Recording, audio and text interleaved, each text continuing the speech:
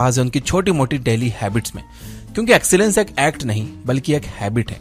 Duke university के एक research के हिसाब से हमारे लगभग 40% डेली एक्शंस हमारी हैबिट्स द्वारा तय किए जाते हैं। जैसा कि पुरानी कहावत भी कहती है कि हम वही होते हैं जो हम बार बार करते हैं। अक्सर हम ऐसी चीजों को सुनते हैं और सुनकर अनसुना कर देते हैं, लेकिन यकीन मानिए कि किसी भी इंसान को महान या सक्सेसफुल बनाने में सबसे बड़ा हाथ छोटी छोटी हैबिट्स का होता है। जैसे वॉरेन बफेट को ही देख लीजिए, ये इंसान दुनिया के सबसे अमीर लोगों की लिस्ट में शामिल है, लेकिन उन्होंने अपना एम्पायर एक दिन में या एक साल में नहीं बनाया। उनकी ये सक्सेस रातों रात नहीं आई, बल्कि ये उनकी उन छोटी छोटी डिसिप्लिन्ड हैबिट्स का नतीजा है जो उन्होंने अपनी लाइफ में हर दिन कंसिस्टेंटली फॉलो की। रोज 5 से 6 घंटे पढ़ना, हर इन्वेस्टमेंट डिसीजन को केयरफुली एनालाइज करना और पेशेंस के साथ लॉन्ग टर्म सोचना, यही वो $1 मिलियन हैबिट्स हैं जिनकी वजह से वो दुनिया के सबसे सक्सेसफुल इन्वेस्टर बन पाए। और ऐसे ही कुछ हैबिट्स के थ्रू आप भी अपने बड़े से बड़े सपनों को साकार कर सकते हो। आज मैं आपके लिए एक ऐसी बुक लेकर आया हूं जो दिखाती है कि कैसे हमारी आदतें हमारी लाइफ के हर एस्पेक्ट जैसे कि फाइनेंसेस, हेल्थ, रिलेशनशिप्स और करियर को शेप करती हैं। और यही आदतें दुनिया के सबसे सक्सेसफुल लोगों को हमसे अलग भी बनाती हैं। ये बुक हमें सिखाती है कि कैसे पॉजिटिव हैबिट्स डेवलप करनी है, बुरी आदतों को रिप्लेस करना है और कैसे कंसिस्टेंसी की पावर को अपनी सक्सेस के लिए यूज करना है। ये बुक और कोई नहीं बल्कि ब्रायन ट्रेसी की बेस्ट सेलर $1 मिलियन हैबिट्स है। अब आइए बिना किसी देर किए आपको इस बुक की लर्निंग से रूबरू कराते हैं। Number 1, the power of habits. दोस्तों, इस किताब का सबसे बड़ा लेसन है पावर ऑफ हैबिट्स। चलिए एक कहानी से शुरू करते हैं। यह है बियर ग्रिल्स, जिनको आप सभी जानते होंगे। ये दुनिया के सबसे डेयरिंग एडवेंचरर्स में से एक हैं। लेकिन इनकी कहानी केवल एडवेंचर तक लिमिटेड नहीं है, बल्कि उन्होंने अपनी जिंदगी में कई बड़े चैलेंजेस का सामना किया है जो उन्हें एक एक्स्ट्राऑर्डिनरी पर्सनालिटी बनाता है। इनकी लाइफ ने एक बड़ा मोड़ तब लिया जब वो 1998 में माउंट एवरेस्ट पर चढ़ाई करने के लिए गए। वो तब सिर्फ 23 साल के थे और दुनिया की सबसे ऊंची पीक पर चढ़ना उनका बचपन का सपना था।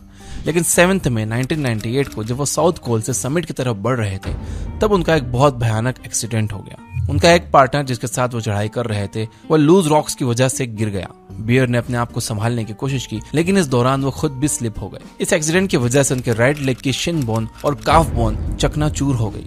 उनको जल्द से जल्द मेडिकल असिस्टेंस की जरूरत थी, लेकिन वो एक ऐसी रिमोट लोकेशन पर फंसे हुए थे जहां हेलीकॉप्टर का एक्सेस भी नहीं था। लेकिन बियर हार मानने वालों में से कहां थे। उन्होंने खुद को संभालते हुए 12 घंटे तक बिना किसी मेडिकल हेल्प के सरवाइव करने की कोशिश की। उनकी इंजरीज इतनी भयानक थी कि उन्हें ये 12 घंटे शदीद दर्द में गुजारने पड़े और उनकी कंडीशन बद से बदतर होती गई। कुछ समय के बाद बियर को रेस्क्यू करने के लिए एक टीम को बुलाया गया जो उन्हें बेस कैंप तक लेकर आई। वहां उनका मेडिकल ट्रीटमेंट शुरू हुआ। डॉक्टर्स ने उन्हें वार्निंग दी कि अगर उन्हें रिकवरी में देर हुई तो वो कभी भी चल नहीं पाएंगे।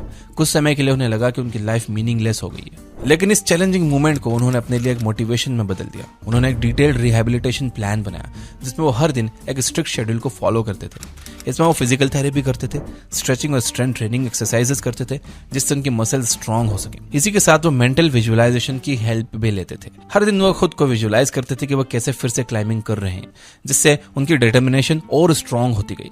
स्टडीज दिखाती हैं कि विजुअलाइजेशन से परफॉर्मेंस 10 से 15% तक इंप्रूव हो सकती है।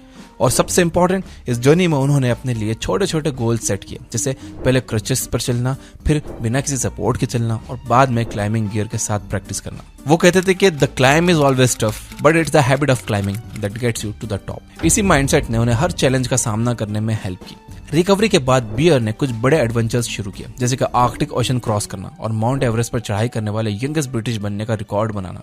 उन्होंने इस सफर के दौरान एक्सट्रीम वेदर कंडीशंस, लो ऑक्सीजन लेवल्स और फिजिकल एग्जॉशन का सामना किया, लेकिन उनकी डेली ट्रेनिंग और मेंटल प्रिपरेशन से उनको ये सब जीतने में मदद मिली। ब्रायन ट्रेसी अपने बुक $1 मिलियन हैबिट्स में हैबिट के इसी एक्स्ट्राऑर्डिनरी पावर को एक्सप्लेन करते हैं, क्योंकि सक्सेसफुल पर्सन वही होता है जो वो सब कुछ करता है जो उन्हें करना चाहिए, चाहे उन्हें वो करने का मन हो या ना हो। Number 2, you are what you do.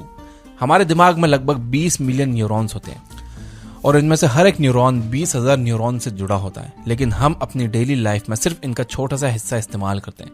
तो सोचिए आपके पास कितनी ब्रेन कैपेसिटी है जो आप अभी यूज नहीं कर रहे हो, लेकिन सक्सेसफुल लोग इस कैपेसिटी को इस्तेमाल करते हैं। इस किताब की दूसरी सबसे इंपॉर्टेंट लर्निंग यही है कि अगर आप सफल होने का सपना देख रहे हो तो ये सपना जरूर पूरा हो सकता है, क्योंकि सब कुछ आपके हाथ में ही है। जब तक आप खुद हार नहीं मानते, आपके लिए कोई सीमा नहीं है। आप ही अपने सक्सेस के क्रिएटर हो।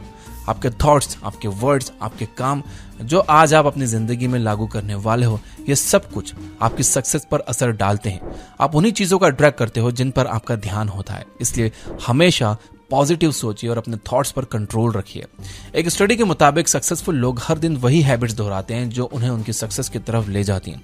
फॉर एग्जाम्पल, जॉर्ज वॉशिंगटन जब टीनेजर थे तब उन्होंने एक किताब पढ़ी थी, the rules of civility and decent behaviour. उन्होंने इस बुक के 110 रूल्स अपनी नोटबुक में लिखे और हर रोज इन्हें पढ़ते रहे। इस तरह उन्होंने एक एक रूल को अपनी जिंदगी में उतारा। जब वो बड़े हुए और पॉलिटिक्स में आए तो उनका अच्छा व्यवहार उनकी डेली लाइफ का हिस्सा बन गया। इसलिए आपको भी अच्छी आदतें अपनानी चाहिए जो आपके अंदर अच्छे वैल्यूज लाएंगी। Number 3, setting goals for success. इस किताब की तीसरी बड़ी लर्निंग है सक्सेस के लिए अपने गोल्स को सेट करना, और इसमें clear vision and decision making एक बड़ा रोल प्ले करते हैं। सक्सेसफुल लीडर्स का सबसे बड़ा एसेट क्या होता है? एक क्लियर विजन। जब तुम्हारे पास एक क्लियर डायरेक्शन होता है तो डिसीजन लेना इजी हो जाता है। मैकेंजी के मुताबिक स्ट्रॉन्ग विजन वाले लीडर्स अपना बिजनेस 15% ज्यादा ग्रो करते हैं। फॉर एग्जाम्पल, अगर हम स्टारबक्स के फॉर्मर सीईओ हावर्ड शिल्ड्स को देखें तो वो एक सिंपल कॉफी शॉप को दुनिया के हर एक कोने में ले गए। उनका सपना कस्टमर्स के लिए एक ऐसा थर्ड प्लेस क्रिएट करना था जो घर और ऑफिस के बीच हो, और अपने क्लियर विजन को उन्होंने स्ट्रॉन्ग डिसीजन मेकिंग के साथ जब एग्जीक्यूट किया तो ये मॉडल इंस्टेंट हिट हो गया और देखते देखते स्टारबक्स दुनिया का सबसे बड़ा कॉफी ब्रांड बन गया। इसके साथ ब्रायन ट्रेसी कहते हैं कि गोल्स को लिखने से आप उन्हें जिंदा करते हो। जब आप अपने गोल्स को लिखते हो तो आप अपने दिमाग को उन पर फोकस करने के लिए सेट करते हो। 1999 में जब जैक मा अपने 4 दोस्तों के साथ एक छोटे से रूम में अलीबाबा की शुरुआत कर रहे थे, उनके पास ना ज्यादा पैसा था ना कोई बड़े रिसोर्सेज, पर उनका सपना बड़ा था।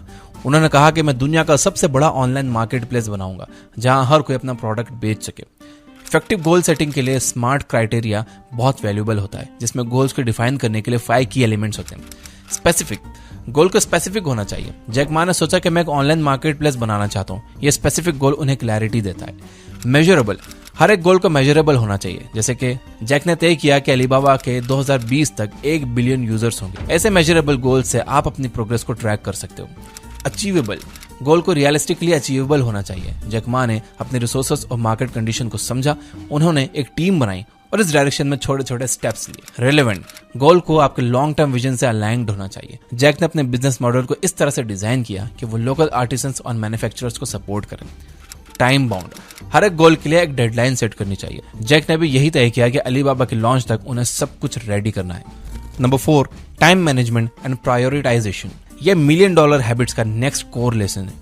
ट्रेसी कहते हैं कि अगर आप सक्सेसफुल बनना चाहते हो तो आपको अपने टाइम का मैक्सिमम फायदा उठाना पड़ेगा, और यह तभी हो सकता है जब आप अपने काम को प्रायोरिटाइज करना सीखो और अपने टाइम को स्मार्टली मैनेज करो। इस कॉन्सेप्ट को समझने के लिए हम रिचर्ड ब्रांसन की कहानी सुनते हैं। रिचर्ड ब्रांसन जो वर्जिन ग्रुप के फाउंडर हैं, उन्होंने सिर्फ 16 साल की उम्र में अपना पहला वेंचर शुरू किया जो कि एक मैगजीन थी, और उसी के बाद उन्होंने वर्जिन अटलांटिक एयरलाइन का सपना देखा और उसको साकार किया। ब्रांसन का सबसे बड़ा सीक्रेट था डेलीगेशन।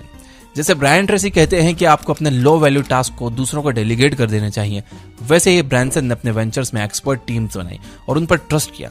उन्होंने अपने टाइम को उन हाई वैल्यू टास्क में लगाया जहां वो सबसे ज्यादा इंपैक्ट डाल सके। ब्रांसन हमेशा कहते हैं कि हर चीज की इंपॉर्टेंस होती है, लेकिन सब कुछ एक साथ नहीं हो सकता। ब्रायन ट्रेसी अपनी बुक में भी यही कहते हैं कि आपको हर दिन अपने सबसे इंपॉर्टेंट काम पे फोकस करना चाहिए जो आपके लॉन्ग टर्म गोल्स के लिए सबसे इंपॉर्टेंट होता है। ब्रांसन ने भी वर्जिन एयरलाइन को प्रायोरिटी दी क्योंकि उन्हें पता था कि ये उनके करियर का टर्निंग पॉइंट हो सकता है, और वही हुआ। उनकी पहली फ्लाइट 1984 में उड़ी और आज वर्जिन अटलांटिक एक ग्लोबल जायंट है। Number 5, continuous learning and adaptability. यही वो हैबिट्स हैं जो सक्सेसफुल लोगों को ऑर्डिनरी लोगों से अलग करती हैं। ट्रेसी कहते हैं कि जो लोग कंटिन्यूअसली सीखते हैं और अपने आप को नए चैलेंजेस के लिए अडॉप्टेबल बनाते हैं, वही लोग आगे बढ़ते हैं। इस प्रिंसिपल को समझने के लिए इलॉन मस्क परफेक्ट एग्जाम्पल है। इलॉन मस्क की सक्सेस के पीछे एक बहुत बड़ी वजह है उनकी कंटिन्यूअस लर्निंग की हैबिट। ब्रायन ट्रेसी भी $1 मिलियन हैबिट्स में कहते हैं कि सक्सेसफुल लोग हमेशा अपने स्किल्स का इंप्रूव करते रहते हैं, चाहे वो रीडिंग हो या रिसर्च। मस्क ने खुद अपने इंटरव्यूज में बताया है कि उन्होंने रॉकेट के बारे में कोई फॉर्मल एजुकेशन नहीं ली थी, बल्कि उन्होंने बुक्स पढ़कर खुद सीखा। I do have a physics background. That's helpful as a foundation. And then I read a lot of books and spoke to a lot of smart people. You're self-taught? Yeah. ये Tracy के point को reinforce करता है कि knowledge के लिए एक प्यास होना बहुत जरूरी है। Reading and research. इसके अलावा ब्रायन ट्रेसी हमेशा ये बात करते हैं कि फेलियर कोई सेटबैक नहीं, बल्कि एक लर्निंग अपॉर्चुनिटी होती है। मस्क की जर्नी इस बात का बेस्ट एग्जाम्पल है। जब स्पेसएक्स के पहले कुछ मिशंस फेल हुए तो मस्क ने हार नहीं मानी। वो हर फेलियर से सीखते गए और अपनी प्रोसेस को इंप्रूव करते गए। आज स्पेसएक्स दुनिया के लीडिंग स्पेस कंपनीज में से एक है, जो मस्क की एडेप्टेबिलिटी और लर्निंग से पॉसिबल हो पाया। ट्रेसी भी कहते हैं कि सक्सेसफुल लोग हर फेलियर को एक स्टेपिंग स्टोन बनाते हैं, और मस्क ने यही परफेक्ट तरीके से किया। Networking and collaboration, your network is your net worth. Brian Tracy का भी यही कहना है कि नेटवर्किंग और कोलैबोरेशन एक पावरफुल हैबिट है जो आपको नए पर्सपेक्टिव सीखने का मौका देती है। मस्क ने टेस्ला और स्पेसएक्स जैसे प्रोजेक्ट्स में एक्सपर्ट्स की हेल्प लेकर उनकी नॉलेज का फायदा उठाया।